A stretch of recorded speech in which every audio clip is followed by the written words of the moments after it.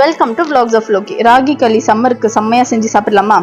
ஒரு டம்ளர் வேக வச்ச சாதத்தை நான் வந்து தண்ணி ஊற்றி சேர்த்துட்டு அதுக்கு தேவையான உப்பு நம்ம போட்டுக்கிறோம். தண்ணி நல்லா கொதிக்கிறதுக்கு மூடி வச்சிடலாம். ஒன்ஸ் தண்ணி நல்லா கொதிச்சதுக்கு அப்புறம் 1/4 டம்ளர் ராகி மாவு எடுத்து வச்சிருக்கேன். அதையும் இந்த கொதிக்கிற தண்ணியில சேர்த்துக்கலாம். சேர்த்துட்டு அந்த பவுடரை டிஸ்டர்ப் பண்ணாம அப்படியே க்ளோஸ் பண்ணி வச்சிடலாம். ஒரு 2 நிமிஷம் மூடி வச்சோன்னா நம்ம அதை வந்துட்டு கலர ஆரம்பிச்சிடலாம். நல்லா கட்டி முட்டி இல்லாம நம்ம வந்துட்டு அதை நல்லா கலரிடலாம்.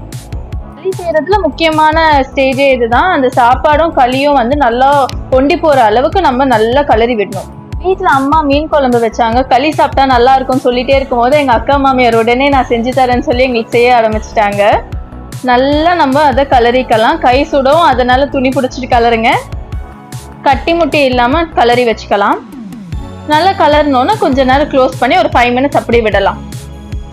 ரெண்டும் நல்லா ஒன்று சேர்ந்ததுக்கு அப்புறம் நீங்க பிளேட்டிங் பண்ணிட்டு சாப்பிட ஆரம்பிச்சிடலாம். சூடா சாப்பிட்டாதான் நல்லா இருக்கும், ஆறி போய் சாப்பிட்றதை விட. அக்கா மாமியா நீ வீடியோ எடுக்கிறல, அதனால நான் உனக்கு அழகா உருண்டை பிடிச்சி கொடுக்குற வீடியோக்காக அப்படின்னு சொல்லிட்டு கியூட்டா பண்ணிட்டு இருந்தாங்க. உங்களுக்கு வேணும்னா இதே மாதிரி நீங்களும் ஒரு பாத்திரம் எடுத்து உருண்டை பிடிச்சி சாப்பிட்டுக்கோங்க. இது மாதிரி உருண்டை பிடிச்சி சாப்பிடும் போது ஏதோ நம்ம போய் ஹோட்டல்ல சாப்பிட்ற மாதிரி ஒரு ஃபீல் இருக்கும். அந்த ஃபீலுக்காக தான் அவங்களும் வந்துட்டு கியூட்டா செஞ்சு கொடுத்துருந்தாங்க எனக்கு.